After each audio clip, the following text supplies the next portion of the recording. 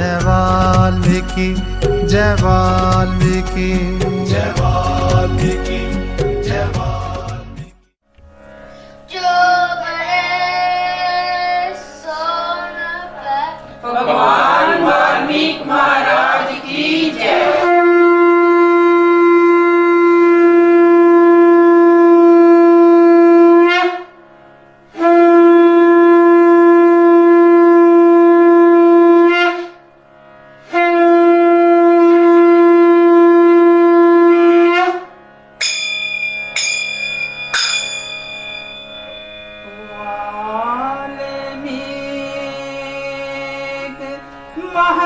महाराज के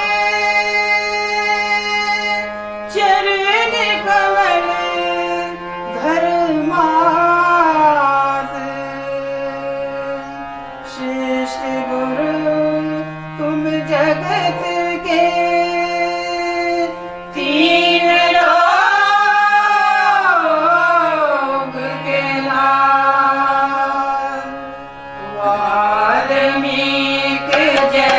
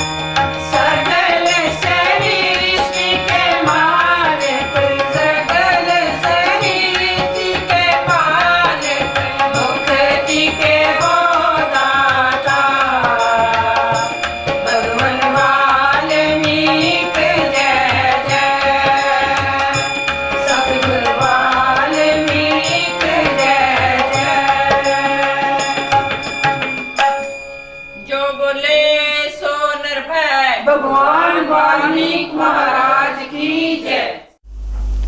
जो बोले सो निरपै भगवान वाल्मीकि महाराज की जय।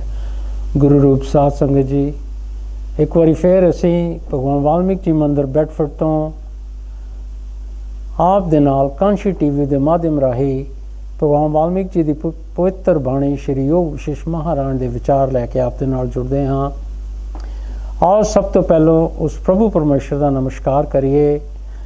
ਸਚਿਤ ਆਨੰਦ ਰੂਪ ਆਤਮਾ ਨੂੰ ਜਿਸ ਵਿੱਚ ਇਹ ਸਰਬ ਜੀਵ ਪਾਸਦੇ ਹਨ ਤੇ ਸਥਿਤ ਹੁੰਦੇ ਹਨ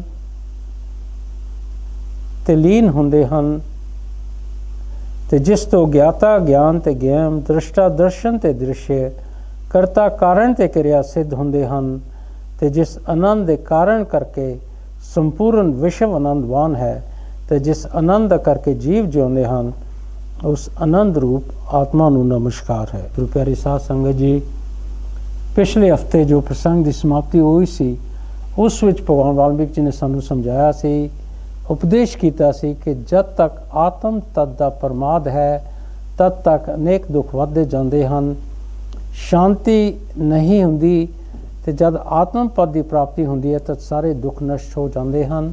ਕਿ ਜਿੰਨੀ ਦੇਰ ਤੱਕ ਸਾਡੇ ਵਿੱਚ ਸਾਡੀ ਆਤਮਾ ਦੇ ਬਾਰੇ ਸਾਨੂੰ ਜਾਣਕਾਰੀ ਨਹੀਂ ਹੁੰਦੀ, ਅਸੀਂ ਭਰਮ ਭੁਲੇਖਿਆਂ ਦੇ ਵਿੱਚ ਪਏ ਹੋਏ ਆਪਣੀ ਆਤਮਾ ਨੂੰ ਪਹਿਚਾਨ ਨਹੀਂ ਸਕਦੇ, ਉਨੀ ਦੇਰ ਤੱਕ ਸਾਡੇ ਦੁੱਖ ਜਿਹੜੇ ਹਨ ਉਹ ਵੱਧਦੇ ਜਾਣਗੇ।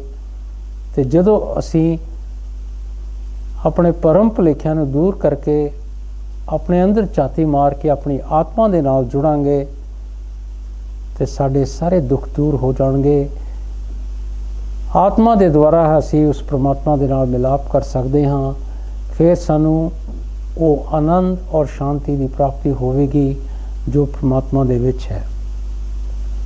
ਗੁਰੂ ਰੂਪ ਸਾਧ ਸੰਗਤ ਜੀ, ਅੱਜ ਦਾ ਜੋ ਪ੍ਰਸੰਗ ਹੈ ਉਸ ਵਿੱਚ ਭਗਵਾਨ ਵਾਲਮੀਕ ਜੀ ਸਾਨੂੰ ਸਮਝਾਉਂਦੇ ਹਨ ਔਰ ਰਾਮਚੰਦਰ ਜੀ ਨੂੰ ਉਹਨਾਂ ਦੇ ਗੁਰੂ ਕੋਲੋਂ, ਗੁਰੂ ਵਿਸ਼ਿਸ਼ਟ ਕੋਲੋਂ ਇਸ ਬਾਣੀ ਦਾ ਉਪਦੇਸ਼ ਮਿਲ ਰਿਹਾ ਹੈ।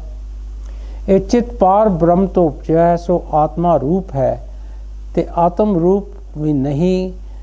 ਇਹ ਜੋ ਸਾਡੇ ਮਨ ਦੀ ਸ਼ਕਤੀ ਚਿਤ ਹੈ ਉਸ ਦੇ ਬਾਰੇ ਭਗਵਾਨ ਵਾਲਮੀਕ ਜੀ ਸਮਝਾਉਂਦੇ ਹਨ ਕਿ ਇਹ ਉਸ ਪ੍ਰਭੂ ਪਰਮੇਸ਼ਰ, ਉਸ ਪਾਰ ਬ੍ਰਹਮ ਈਸ਼ਵਰ ਤੋਂ ਹੀ ਉਪਜਿਆ ਹੈ।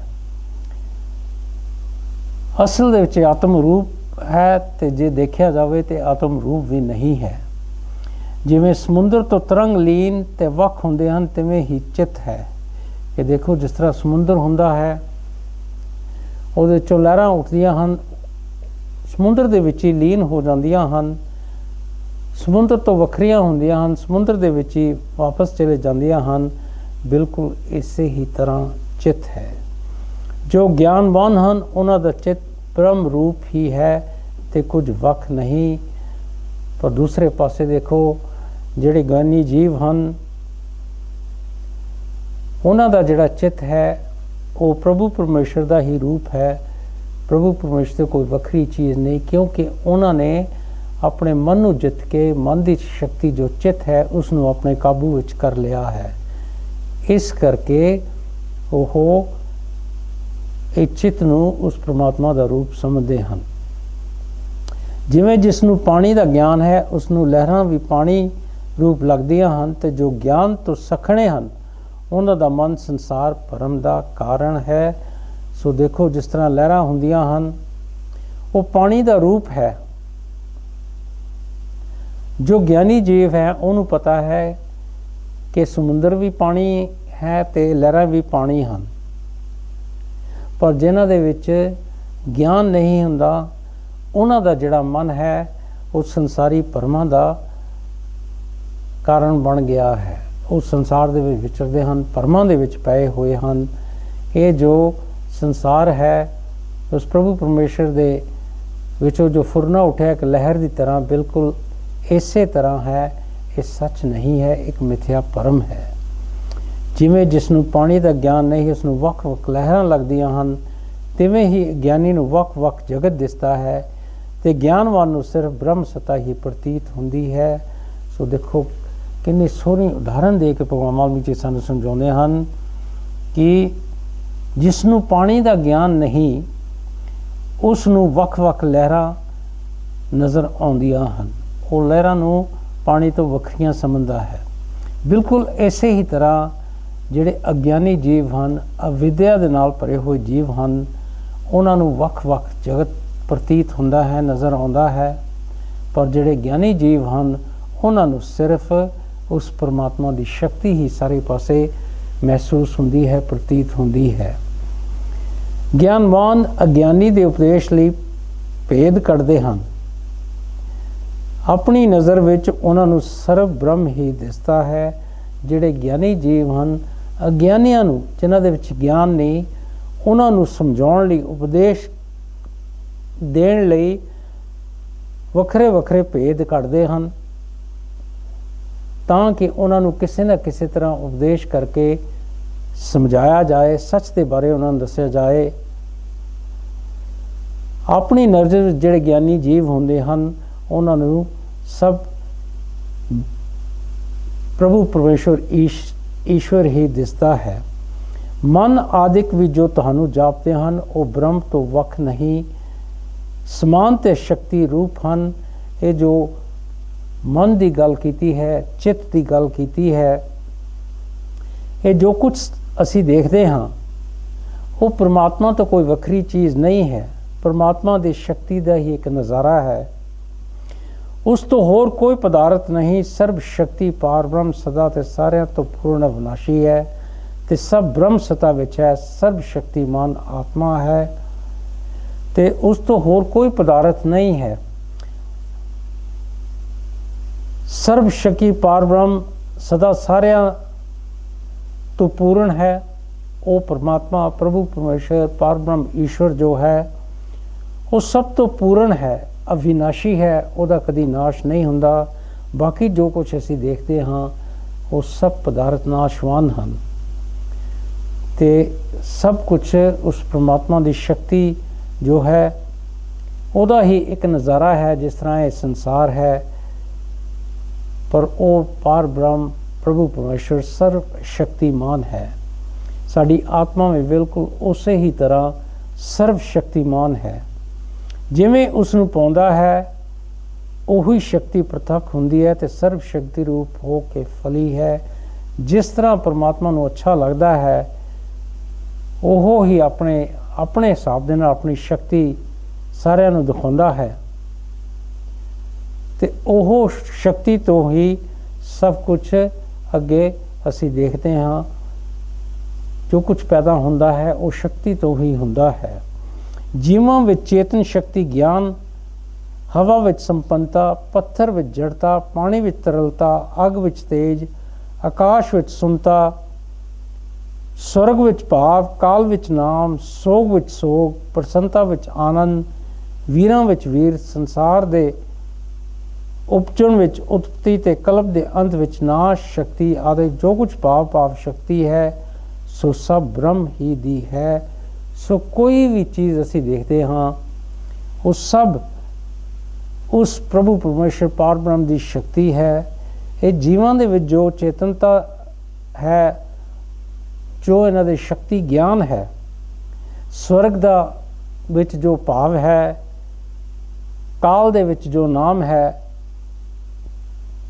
ਸੋਗ ਵਿੱਚ ਸੋਗ, ਜਿਸ ਤਰ੍ਹਾਂ ਦੱਸਿਆ ਭਗਵਾਨ ਵਾਲਮੀਕ ਜੀ ਨੇ, ਪ੍ਰਸੰਨਤਾ ਵਿੱਚ ਜੋ ਸਾਨੂੰ ਆਨੰਦ ਮਿਲਦਾ ਹੈ, ਅੱਗ ਵਿੱਚ ਜੋ ਤੇਜ ਹੈ, ਗਰਮੀ ਹੈ, ਆਕਾਸ਼ ਵਿੱਚ ਜੋ ਖਾਲੀਪਨ ਹੈ, ਇਹ ਜੋ ਕੁਝ ਵੀ ਹੈ ਸਭ ਕੁਝ ਉਸ ਪਰਮਾਤਮਾ ਦਾ ਹੀ ਚਮਤਕਾਰ ਹੈ। ਉਹ ਪਰਮਾਤਮਾ ਦੀ ਮਰਜ਼ੀ ਅਨੁਸਾਰ ਹੀ ਸਭ ਕੁਝ ਹੁੰਦਾ ਹੈ। ਜਿਵੇਂ ਫੁੱਲ, ਫਲ, ਵੇਲ, ਪੱਤਾ, ਸ਼ਾਖ, ਬਿਰਸ਼, ਵਿਸਤਾਰ ਬੀਜ ਦੇ ਅੰਦਰ ਹੁੰਦਾ ਹੈ, ਤਿਵੇਂ ਹੀ ਸਾਰਾ ਜਗਤ ਬ੍ਰਹਮ ਵਿੱਚ ਟਿਕਦਾ ਹੈ ਤੇ ਜੀਵ ਚਿੱਤ ਤੇ ਮਨ ਆਦਿਕ ਵੀ ਬ੍ਰਹਮ ਵਿੱਚ ਟਿਕੇ ਹੋਏ ਹਨ। ਸੋ ਭਗਵਾਨ ਵਾਲਮੀਕ ਬੜੀ ਸੋਹਣੀ ਮਿਸਾਲ ਦੇ ਕੇ ਸਾਨੂੰ ਸਮਝਾਉਂਦੇ ਹਨ ਕਿ ਜਿਵੇਂ ਦੇਖੋ ਫੁੱਲ ਹੁੰਦਾ ਹੈ, ਫਲ ਹੁੰਦਾ ਹੈ, ਵੇਲ ਹੁੰਦੀ ਹੈ, ਉਸ ਦੇ ਪੱਤੇ ਹੁੰਦੇ ਹਨ, ਉਹਦੀਆਂ ਸ਼ਾਖਾਂ ਹੁੰਦੀਆਂ ਹਨ, ਬਿਰਸ਼ ਹੁੰਦਾ ਹੈ, ਕਿੰਨਾ ਉਸ ਦਾ ਵਿਸਤਾਰ ਹੁੰਦਾ ਹੈ, ਉਹ ਸਾਰੇ ਬੀਜ ਦੇ ਅੰਦਰ ਹੁੰਦੇ ਹਨ। ਬਿਲਕੁਲ ਇਸੇ ਹੀ ਤਰ੍ਹਾਂ ਇਹ ਜੋ ਸਾਰਾ ਜਗਤ ਹੈ ਇਹ ਵੀ ਉਸ ਪ੍ਰਭੂ ਪਰਮੇਸ਼ਵਰ ਦੇ ਵਿੱਚ ਟਿਕਿਆ ਹੋਇਆ ਹੈ ਤੇ ਜੋ ਜੀਵ ਹਨ ਚਿੱਤ ਤੇ ਮਨ ਆਦਿ ਇਹ ਵੀ ਸਾਰੇ ਉਸ ਪ੍ਰਭੂ ਪਰਮੇਸ਼ਵਰ ਦੇ ਵਿੱਚ ਟਿਕੇ ਹੋਏ ਹਨ। ਜਿਵੇਂ ਬਸੰਤ ਰੁੱਤ ਵਿੱਚ ਇੱਕੋ ਰਸ ਵੱਖ-ਵੱਖ ਤਰ੍ਹਾਂ ਦੇ ਫੁੱਲ, ਫਲ, ਟਾਹਣੀਆਂ ਸਮੇਤ ਬਹੁਤ ਰੂਪਾਂ ਨੂੰ ਧਾਰਦਾ ਹੈ, ਤਿਵੇਂ ਹੀ ਇੱਕੋ ਆਕਾਸ਼ ਬ੍ਰਹਮ ਤੋਂ ਜਗਤ ਰੂਪ ਹੋ ਦਿਸਦਾ ਹੈ ਤੇ ਉਸ ਵਿੱਚ ਦੇਸ਼ ਕਾਲ ਆਦਿ ਕੋਈ ਵਿਚਿੱਤਰਤਾ ਨਹੀਂ। ਸਾਰਾ ਜਗਤ ਉਹੀ ਰੂਪ ਹੈ। ਸੋ ਭਗਵਾਨ ਵਾਲਮੀਕ ਜੀ ਸਮਝਾਉਂਦੇ ਹਨ ਕਿ ਜਿਵੇਂ ਜਿਸ ਤਰ੍ਹਾਂ ਬਸੰਤ ਰਿਤੂ ਜਦੋਂ ਆਉਂਦੀ ਹੈ ਤਾਂ ਦੇਖੋ ਇੱਕੋ ਰਸ ਵੱਖ-ਵੱਖ ਤਰ੍ਹਾਂ ਦੇ ਫੁੱਲ, ਫਲ, ਟਾਹਣੀਆਂ ਸਮੇਤ ਉਹ ਰਸ ਦੇ ਨਾਲ ਹੀ ਦੇਖੋ ਕਿੰਨੇ ਰੂਪ ਬਣ ਜਾਂਦੇ ਹਨ। ਬਿਲਕੁਲ ਇਸੇ ਹੀ ਤਰ੍ਹਾਂ ਆਕਾਸ਼ ਬ੍ਰਹਮ ਤੋਂ ਜਗਤ ਰੂਪ ਹੋ ਦਿਸਦਾ ਹੈ। ਉਸ ਪਰਮਾਤਮਾ ਦੀ ਸ਼ਕਤੀ ਤੋਂ ਹੀ ਇਹ ਜਗਤ ਸਾਨੂੰ ਨਜ਼ਰ ਆਉਂਦਾ ਹੈ ਤੇ ਉਸ ਵਿੱਚ ਵੱਖਰੇ ਵੱਖਰੇ ਦੇਸ਼ ਸਮਾਂ ਬੀਤਦਾ ਜਾਂਦਾ ਹੈ। ਉਸ ਵਿੱਚ ਇਹ ਸਭ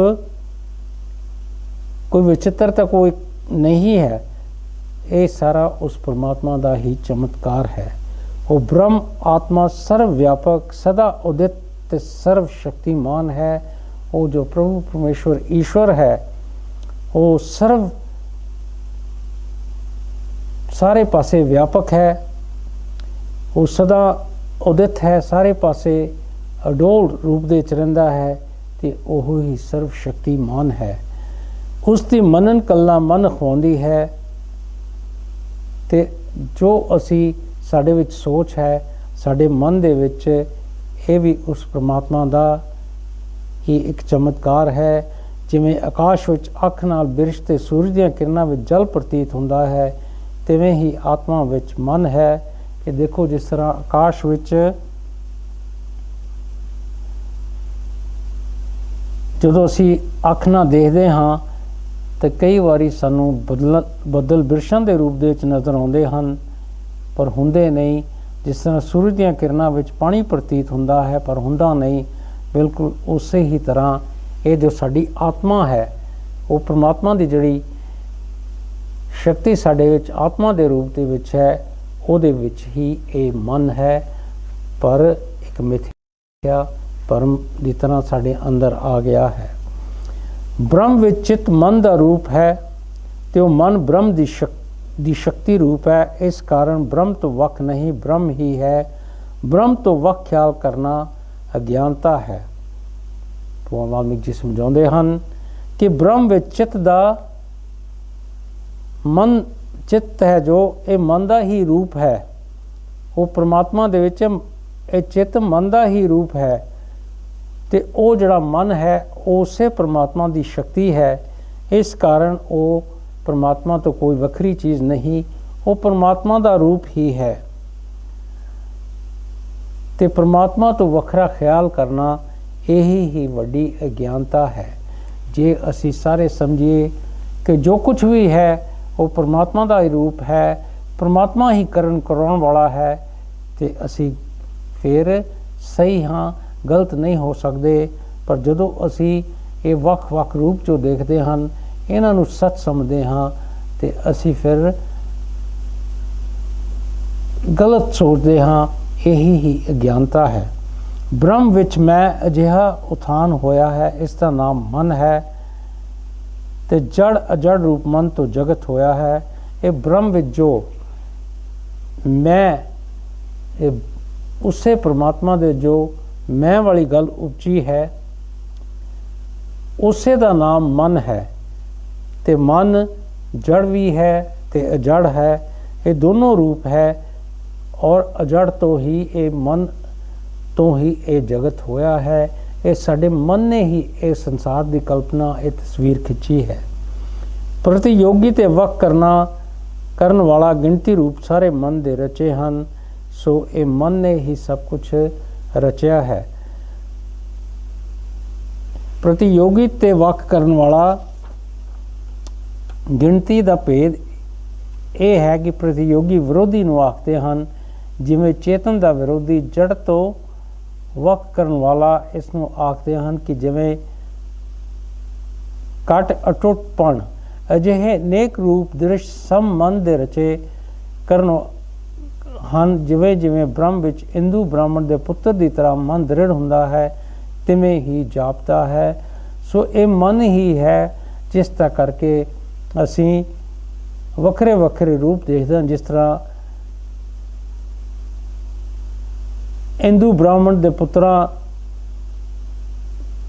ਦਾ ਮਨ ਦੀ ਉਦਾਹਰਨ ਦਿੱਤੀ ਭਗਵਾਨ ਵਾਲਮੀਕ ਜੀ। ਉਹ ਮਨ ਦਾ ਕਰਕੇ ਉਹਨਾਂ ਦੇ ਵਿੱਚ ਉਹ ਮਨ ਦਾ ਖਿਆਲ ਜਿਹੜਾ ਸੀ ਉਹ ਬਿਲਕੁਲ ਦ੍ਰਿੜ ਹੁੰਦਾ ਸੀ। ਜਿਵੇਂ ਸਮੁੰਦਰ ਵਿੱਚ ਤਰਲਤਾ ਤੋਂ ਤਰੰਗ ਚੱਕਰ ਹੋ ਦਿਸਦੇ ਹਨ। ਦੇਖੋ ਇੱਕ ਸਮੁੰਦਰ ਹੁੰਦਾ ਹੈ, ਉਹਦੇ ਵਿੱਚੋਂ ਅਸੀਂ ਉਹਦੀ ਤਰਲਤਾ ਦਾ ਕਰਕੇ ਲਹਿਰਾਂ ਔਰ ਚੱਕਰ ਦੇਖਦੇ ਹਾਂ। ਤਿਵੇਂ ਹੀ ਸ਼ੁੱਧ ਬ੍ਰਹਮ ਵਿੱਚ ਜੀਵ ਫੁਰਨੇ ਤੋਂ ਤਰ੍ਹਾਂ ਤਰ੍ਹਾਂ ਦਾ ਜਗਤ ਦਿਸਦਾ ਹੈ, ਪਰ ਕੁਝ ਹੋਇਆ ਨਹੀਂ। ਬ੍ਰਹਮ ਹੀ ਆਪਣੇ ਆਪ ਵਿੱਚ ਵਿਆਪਕ ਹੈ ਕਿ ਦੇਖੋ ਜੋ ਪ੍ਰਮਾਤਮਾ ਦੇ ਵਿੱਚ ਫੁਰਨਾ ਉੱਠਿਆ ਹੈ ਉਸ ਦਾ ਕਰਕੇ ਹੀ ਜਗਤ ਹੋਇਆ ਹੈ, ਪਰ ਇਹ ਆਪਣੇ ਆਪ ਵਿੱਚ ਵਿਆਪਕ ਹੈ। ਜਿਵੇਂ ਲਹਿਰਾਂ ਦੇ ਹੋਣ ਤੋਂ ਮਿਟਵੇਂ ਜਲ ਇੱਕ ਰਸ ਰਹਿੰਦਾ, ਤਿਵੇਂ ਹੀ ਜਗਤ ਦੇ ਉਪਜਣ ਤੇ ਮਿਟਣ ਨਾਲ ਬ੍ਰਹਮ ਜਿਉਂਦਾ ਤਿਉਂ ਹੈ। ਕਿ ਦੇਖੋ ਜਿਸ ਤਰ੍ਹਾਂ ਜਦੋਂ ਲਹਿਰਾਂ ਉੱਠਦੀਆਂ ਹਨ ਤੇ ਮਿਟ ਵੀ ਜਾਂਦੀਆਂ ਹਨ, ਪਰ ਪਾਣੀ ਦਾ ਰੂਪ ਹੀ ਰਹਿੰਦਾ ਹੈ। ਬਿਲਕੁਲ ਉਸੇ ਹੀ ਤਰ੍ਹਾਂ ਇਹ ਜਗਤ ਦਾ ਜਿਹੜਾ ਉਪਜਣਾ ਹੈ ਤੇ ਇਸ ਦਾ ਮਿਟਣਾ ਹੈ, ਉਹ ਪ੍ਰਭੂ ਪਰਮੇਸ਼ਰ ਦੀ ਸ਼ਕਤੀ ਦੇ ਵਿੱਚ ਹੀ ਹੈ, ਉਸ ਤੋਂ ਕੋਈ ਵੱਖਰੀ ਚੀਜ਼ ਨਹੀਂ ਹੈ। ਇਹ ਜਗਤ ਵੀ ਉਸੇ ਪਰਮਾਤਮਾ ਤੋਂ ਪੈਦਾ ਹੋਇਆ ਹੈ ਤੇ ਉਸੇ ਵਿੱਚ ਇਸਨੇ ਲੀਨ ਹੋ ਜਾਣਾ ਹੈ। ਜਿਵੇਂ ਸੂਰਜ ਦੀਆਂ ਕਿਰਨਾਂ ਵਿੱਚ ਦ੍ਰਿੜ ਤੇਜ ਨਾਲ ਜਲ ਲੱਗਦਾ ਹੈ, ਤਿਵੇਂ ਹੀ ਆਤਮ ਤੱਤ ਵਿੱਚ ਵਿਚਿੱਤਰਤਾ ਲੱਗਦੀ ਹੈ, ਪਰ ਸਦਾ ਆਪਣੇ ਆਪ ਵਿੱਚ ਵਿਆਪਕ ਹੈ। ਸੋ ਭਗਵਾਨ ਵਾਲਮੀਕ ਜੀ ਉਦਾਹਰਨ ਦਿੰਦੇ ਹਨ ਕਿ ਜਦੋਂ ਸੂਰਜ ਦੀਆਂ ਕਿਰਨਾਂ ਰੇਤਾ ਦੇ ਉੱਤੇ ਪੈਂਦੀਆਂ ਹਨ ਤੇ ਉਹ ਕਿਰਨਾਂ ਦੀ ਤੇਜ ਨਾਲ ਇਸ ਤਰ੍ਹਾਂ ਲੱਗਦਾ ਪਾਣੀ ਹੈ, ਪਰ ਪਾਣੀ ਨਹੀਂ ਹੁੰਦਾ, ਇੱਕ ਚਮਕ ਹੁੰਦੀ ਹੈ। ਬਿਲਕੁਲ ਇਸੇ ਹੀ ਤਰ੍ਹਾਂ ਆਤਮ ਤੱਤ ਵਿੱਚ ਵਿਚਿੱਤਰਤਾ ਲੱਗਦੀ ਹੈ, ਪਰ ਆਤਮ ਸ਼ਕਤੀ ਜੋ ਹੈ ਉਹ ਹਮੇਸ਼ਾ ਆਪਣੇ ਆਪ ਵਿੱਚ ਵਿਆਪਕ ਹੈ, ਆਪਣੇ ਆਪ ਵਿੱਚ ਟਿਕੀ ਹੋਈ ਹੈ। ਇਹ ਜੋ ਕੁਝ ਅਸੀਂ ਦੇਖਦੇ ਹਾਂ ਉਹਦੀ ਚਮਕ ਜਿਹੜੀ ਹੈ, ਇਹ ਸੰਸਾਰ ਜਿਸ ਤਰ੍ਹਾਂ ਅਸੀਂ ਦੇਖਦੇ ਹਾਂ ਉਹ ਚਮਕ ਇੱਕ ਝੂਠ ਦੀ ਤਰ੍ਹਾਂ ਅਸੀਂ ਦੇਖਦੇ ਹਾਂ, ਉਹ ਸੱਚ ਨਹੀਂ ਹੈ। ਸੋ ਗੁਰੂ ਪਿਆਰੇ ਸਾਧ ਸੰਗਤ ਜੀ, ਬ੍ਰੇਕ ਦਾ ਸਮਾਂ ਹੋ ਗਿਆ ਹੈ। ਬ੍ਰੇਕ ਤੋਂ ਬਾਅਦ ਅਸੀਂ ਫਿਰ ਇੱਕ ਵਾਰ ਤੁਹਾਡੇ ਨਾਲ ਜੁੜਾਂਗੇ। ਜੋ ਬੋਲੇ ਸੋ ਨਿਰਭੈ, ਭਗਵਾਨ ਵਾਲਮੀਕ ਮਹਾਰਾਜ ਕੀ ਜੈ। ਜੋ ਬੋਲੇ ਸੋ ਨਿਰਭੈ, ਭਗਵਾਨ ਵਾਲਮੀਕ ਮਹਾਰਾਜ ਕੀ ਜੈ। ਗੁਰੂ ਪਿਆਰੀ ਸਾਧ ਸੰਗਤ ਜੀ, ਇੱਕ ਵਾਰੀ ਫਿਰ ਤੋਂ ਦੀ ਅਸੀਂ ਭਗਵਾਨ ਵਾਲਮੀਕ ਜੀ ਮੰਦਰ ਬੈਠ ਤੋਂ ਕਾਂਸ਼ੀ ਟੀਵੀ ਦੇ ਮਾਧਿਅਮ ਰਾਹੀਂ ਆਪ ਦੇ ਨਾਲ ਭਗਵਾਨ ਵਾਲਮੀਕ ਜੀ ਦੀ ਬਾਣੀ ਲੈ ਕੇ ਜੁੜਦੇ ਹਾਂ। ਭਗਵਾਨ ਵਾਲਮੀਕ ਜੀ ਆਪਣੀ ਬਾਣੀ ਵਿੱਚ ਸਮਝਾਉਂਦੇ ਹਨ, ਕਾਰਨ ਕਰਮ ਤੇ ਕਰਤਾ ਜਨਮ ਮਰਨ ਆਦਿਕ ਜੋ ਕੁਝ ਹਨ ਸੋ ਸਾਰੇ ਬ੍ਰਹਮ ਰੂਪ ਹਨ। ਇਹ ਦੇਖੋ ਜਿਹੜੀ ਚੀਜ਼ ਦਾ ਕਾਰਨ ਬਣਦਾ ਹੈ, ਜੋ ਅਸੀਂ ਕਰਮ ਕਰਦੇ ਹਾਂ, ਤੇ ਕਰਮ ਕਰਨ ਵਾਲਾ ਜਿਹੜਾ ਹੁੰਦਾ ਹੈ, ਸੰਸਾਰ ਦੇ ਵਿੱਚ ਜਨਮ ਲੈਣਾ ਮਰਨਾ, ਇਹ ਜੋ ਕੁਝ ਵੀ ਹੈ ਇਹ ਸਾਰੇ ਉਸ ਪ੍ਰਭੂ ਪਰਮੇਸ਼ਵਰ ਦਾ ਹੀ ਕੀਤਾ ਕਰਾਇਆ, ਉਹਦਾ ਹੀ ਰੂਪ ਹੈ। ਬ੍ਰਹਮ ਤੋਂ ਵੱਖ ਕੁਝ ਨਹੀਂ ਤੇ ਆਤਮਾ ਨਿਰਮਲ ਰੂਪ ਹੈ।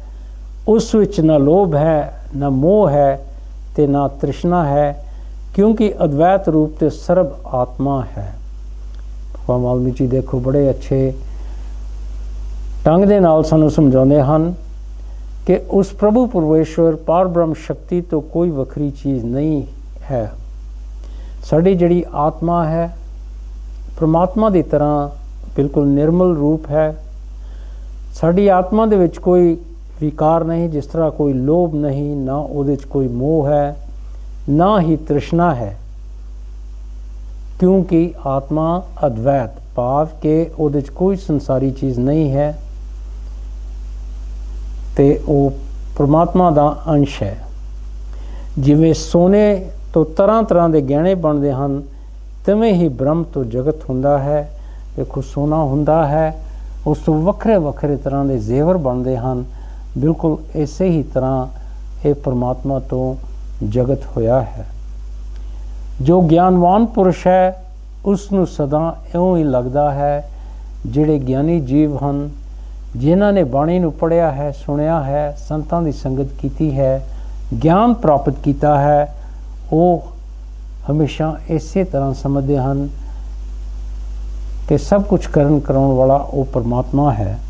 ਤੇ ਜੋ ਅਗਿਆਨੀ ਹੈ ਉਸ ਨੂੰ ਵੱਖ-ਵੱਖ ਕਲਪਨਾ ਚਾਪਦੀ ਹੈ। ਪਰ ਦੂਸਰੇ ਪਾਸੇ ਦੇਖੋ, ਜੋ ਅਗਿਆਨੀ ਜੀਵ ਹਨ, ਜਿਨ੍ਹਾਂ ਦੇ ਵਿੱਚ ਅਵਿਦਿਆ ਹੈ, ਉਹਨਾਂ ਨੂੰ ਵੱਖ-ਵੱਖ ਕਲਪਨਾ ਭਾਵ ਕੇ ਦੇਖੋ, ਜਿਸ ਤਰ੍ਹਾਂ ਇਹ ਸੰਸਾਰ ਹੈ, ਇਹ ਮਨ ਦੀ ਕਲਪਨਾ ਹੈ, ਉਹਨਾਂ ਨੂੰ ਇਹ ਸੱਚ ਦੀ ਤਰ੍ਹਾਂ ਜਾਪਦੀ ਹੈ। ਜਿਵੇਂ ਕਿਸੇ ਦਾ ਭਾਈ ਬੰਧੂ ਦੂਰ ਦੇਸ਼ ਤੋਂ ਲੰਮੇ ਚਿਰ ਪਿੱਛੋਂ ਆਵੇ ਤਾਂ ਉਹ ਦੇਸ਼ ਕਾਲ ਦੀ ਰੋਹ ਕਰਕੇ ਭਾਈ ਬੰਧੂ ਨੂੰ ਵੈਰੀ ਸਮਝਦਾ ਹੈ, ਤਿਵੇਂ ਹੀ ਅਗਿਆਨਤਾ ਕਰਕੇ ਜੀਵ ਇੱਕ ਰੂਪ ਆਤਮਾ ਨੂੰ ਵੱਖ ਰੂਪ ਸਮਝਦਾ ਹੈ। ਸੋ ਭਗਵਾਨ ਵਾਲਮੀਕ ਜੀ ਦੇਖੋ ਉਪਦੇਸ਼ ਕਰਦੇ ਹਨ ਕਿ ਜਿਸ ਤਰ੍ਹਾਂ ਕਿਸੇ ਦਾ ਕੋਈ ਰਿਸ਼ਤੇਦਾਰ ਦੂਰ ਦੇਸ਼ ਤੋਂ ਲੰਮੇ ਚਿਰ ਪਿੱਛੋਂ ਆਵੇ ਤੇ ਉਹ ਲੰਮੇ ਸਮੇਂ ਦਾ ਕਰਕੇ ਦੂਰ ਗਿਆ ਹੋਇਆ ਕਈ ਵਾਰੀ ਆਪਣੇ ਭਾਈ ਬੰਧੂ ਨੂੰ, ਰਿਸ਼ਤੇਦਾਰ ਨੂੰ ਵੀ ਵੈਰੀ ਸਮਝਦਾ ਹੈ। ਬਿਲਕੁਲ ਇਸੇ ਹੀ ਤਰ੍ਹਾਂ ਅਗਿਆਨਤਾ ਕਰਕੇ ਜੀਵ ਇੱਕ ਰੂਪ ਆਤਮਾ ਨੂੰ ਵੱਖਰਾ ਰੂਪ ਸਮਝਦਾ ਹੈ।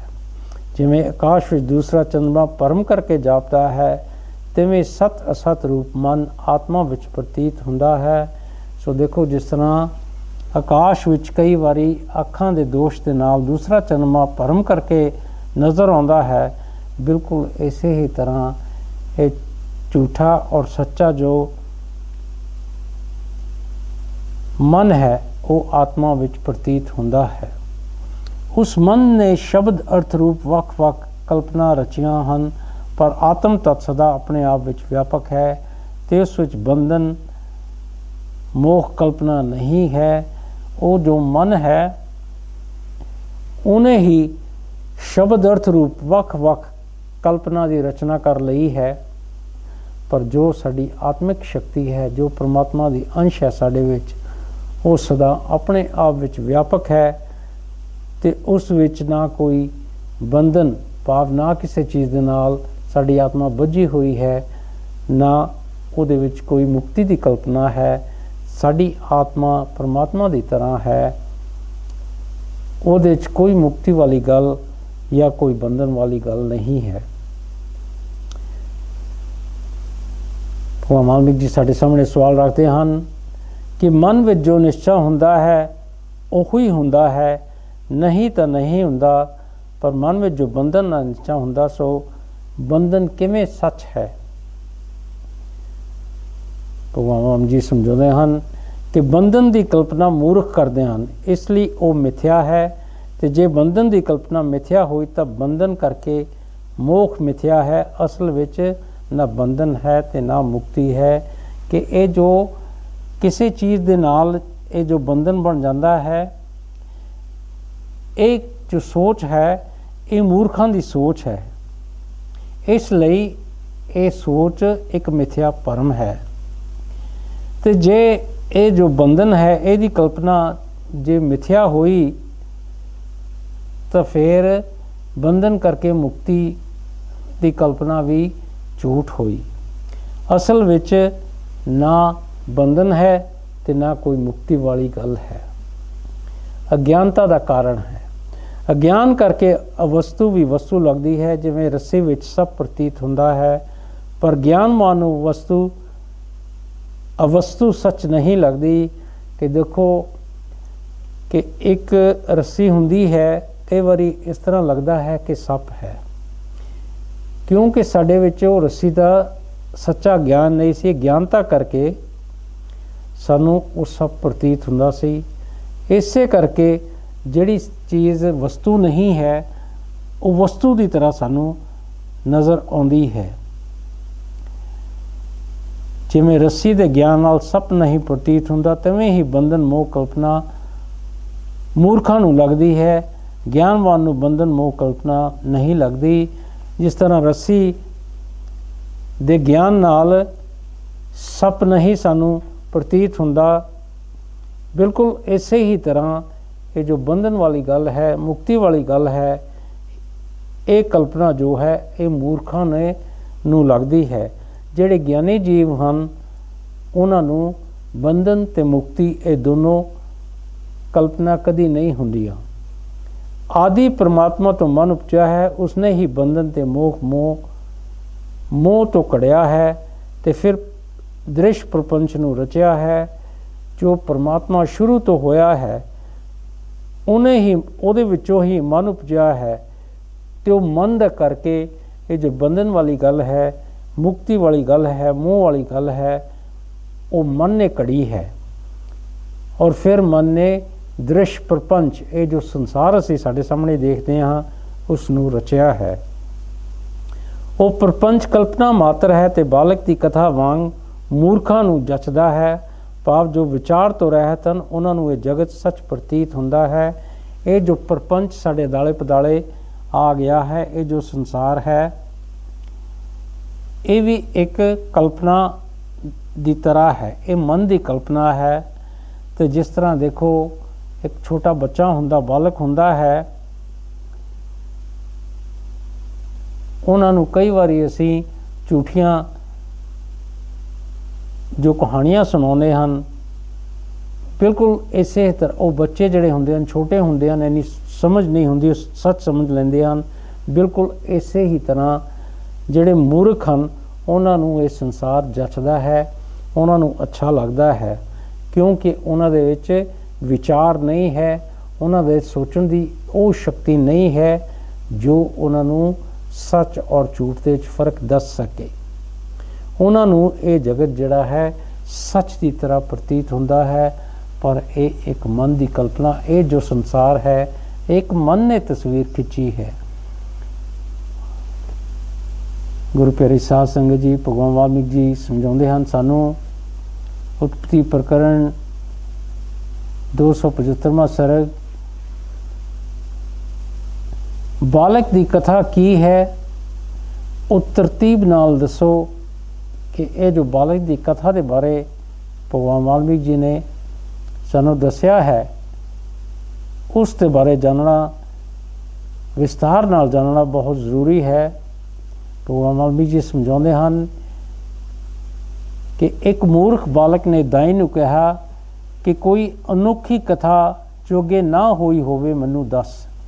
कि एक मूर्ख बालक सी जिहड़ा दाई नूं कहण लगा कि मैनू कोई इहो जी अनोखी कथा दस जिहड़ी अगे कदी ना होई होवे, उहदे बारे मैनू वो कथा दस मैनू।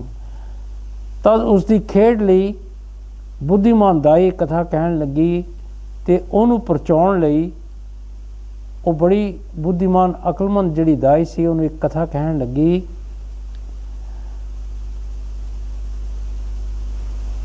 की कहन लगी कि हे पुत्र सुन, एक वड्डा सुन नगर सी ते उसका एक राजा सी। एक बड़े वड्डे सुन नगर की वो कथा दसन लगी तो उत्थे एक राजा सी। उस राजे दे शुभ सदाचारी ते वड्डे सुंदर तेजवान 3 पुत्र सी। कि वो जिहड़ा राजा सी उहदे बड़े शुभ अच्छे कर्म करने वाले ते बड़े सुंदर तेजवान 3 पुत्र सी। उन्हां विचों दो तां पैदा नहीं होए सन ते एक कुख विच ही आया नहीं सी। कि 2 जड़े सिगे पुत्र पैदा नहीं सी होए तो एक वो अपनी माँ की कुख विच ही हाले आया नहीं सी। वो तिन्ने शुभ सदाचारी ते शुभ कर्म करने वाले द्रव के अर्थ चितन नूं तुरे ते सुन नगर तो बाहर जाके मार्ग रहत रूप नगर विच वो बुद्धिहीन ते सोग समेत इकट्ठे इउं तुरे जिवें बुध शुक्र ते शनि। कि वो तिन्ने जड़े शुभ सदाचारी बच्चे सी, शुभ कर्म करने वाले, ते ओह द्रव पाप के तन दौलत नूं पाउण लई उथों तुरे ते सुन नगर तो बाहर जाके मार्ग रहत नगर विच ओह ਬੁੱਧੀਹੀਣ ਤੇ ਸੋਗ ਸਮੇਤ ਇਕੱਠੇ ਤੁਰੇ ਇਸ ਤਰ੍ਹਾਂ ਲੱਗਦੇ ਸੀ ਜਿਸ ਤਰ੍ਹਾਂ ਬੁੱਧ ਸ਼ੁਕਰ ਤੇ ਸ਼ਨੀ ਹਨ। ਇਕੱਠੇ ਤੁਰਨ ਦਾ ਦ੍ਰਿਸ਼ਾਂਤ ਸ਼ੁਕਰ ਸ਼ਨੀ ਤੇ ਬੁੱਧ ਦਾ ਨਹੀਂ ਹੈ, ਬੁੱਧੀਹੀਣ ਤੇ ਸੋਗ ਦਾ ਗ੍ਰਹਿਣ ਰੂਪ ਦ੍ਰਿਸ਼ਾਂਤ ਹੈ। ਸਰੋਂ ਦੇ ਫੁੱਲਾਂ ਵਾਂਗ ਉਹਨਾਂ ਦੇ ਅੰਗ ਕੋਮਲ ਸਨ, ਇਸ ਲਈ ਉਹ ਰਾਹ ਵਿੱਚ ਥੱਕ ਗਏ ਤੇ ਉੱਪਰੋਂ ਸੂਰਜ ਦੀ ਧੁੱਪ ਤਪਣ ਲੱਗੀ। ਜਿਵੇਂ ਜੇਠ ਹਾੜ ਦੇ ਧੁੱਪ ਨਾਲ ਕਮਲ ਮੁਰਝਾ ਜਾਂਦੇ ਹਨ, ਤਿਵੇਂ ਹੀ ਉਹ ਮੁਰਝਾ ਗਏ ਤੇ ਤਪਤ ਪੈਰਾਂ ਨਾਲ ਤਪਣ ਲੱਗੇ ਤੇ ਵੱਡੇ ਦੁੱਖ ਨੂੰ ਪ੍ਰਾਪਤ ਹੋਏ। ਪੈਰਾਂ ਵਿੱਚ ਦਮ ਤੇ ਕੰਡੇ ਲੱਗੇ, ਮੂੰਹ ਧੂੜ ਨਾਲ ਮਟ ਮੈਲੇ ਹੋ ਗਏ ਤੇ ਤਿੰਨੇ ਦੁਖੀ ਹੋਏ।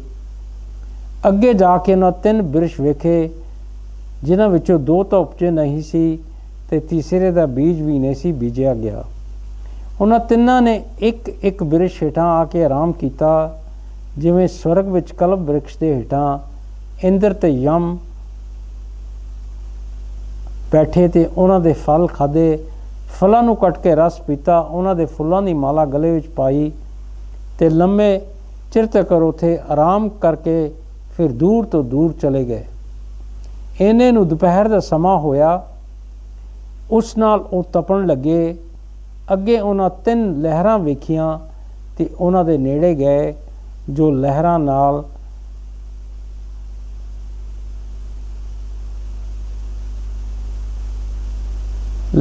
ਖੇਡਦੀਆਂ ਸਨ। ਉਹਨਾਂ 'ਚੋਂ 2 ਵਿੱਚ ਤਾਂ ਬਿਲਕੁਲ ਵੀ ਪਾਣੀ ਨਹੀਂ ਸੀ ਤੇ ਤੀਸਰੀ ਸੁੱਕੀ ਪਈ ਸੀ।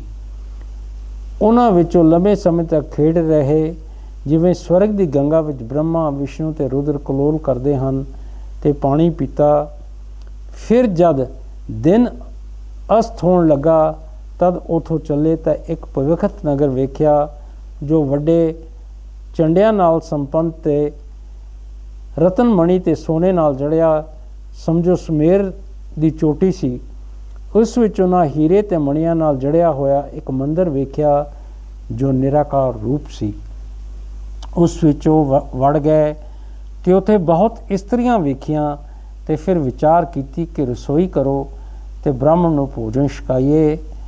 ਤਦ ਉਹਨਾਂ ਕੱਚ ਦੇ 3 ਭਾਂਡੇ ਮੰਗਵਾਏ, ਜਿਨ੍ਹਾਂ ਵਿੱਚੋਂ 2 ਦਾ ਕਰਨ ਵਾਲਾ ਤਾਂ ਉਪਜਿਆ ਨਹੀਂ, ਭਾਵ ਆਧਾਰ ਤੋਂ ਰਹੇ ਸਨ, ਤੇ ਤੀਸਰਾ ਚੂਰਨ ਰੂਪ ਸੀ।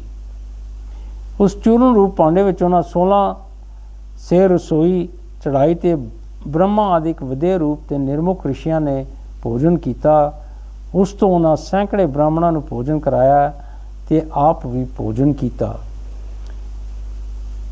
ਇਸ ਤਰ੍ਹਾਂ ਉਹ ਰਾਜਪੂਤ ਅੱਜ ਤੱਕ ਸੁਖ ਨਾਲ ਟਿਕੇ ਹਨ। हे ਪੁੱਤਰ, ਇਹ ਸੋਹਣੀ ਕਥਾ ਮੈਂ ਤੈਨੂੰ ਸੁਣਾਈ ਹੈ। ਜੇ ਤੂੰ ਇਸ ਨੂੰ ਹਿਰਦੇ ਵਿੱਚ ਧਾਰੇਂਗਾ ਤਾਂ ਪੰਡਿਤ ਹੋਵੇਂਗਾ।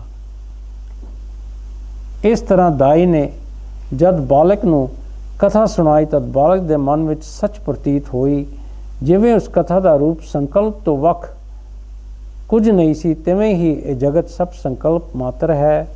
ਅਗਿਆਨ ਕਰਕੇ ਹਿਰਦੇ ਵਿੱਚ ਸਥਿਰ ਹੋ ਰਿਹਾ ਹੈ ਤੇ ਭਰਮ ਕਰਕੇ ਇਸ ਵਿੱਚ ਭਰੋਸਾ ਹੋਇਆ ਤੇ ਬੰਧਨ ਮੋਹ ਦੀ ਕਲਪਨਾ ਮਾਤਰ ਹੈ।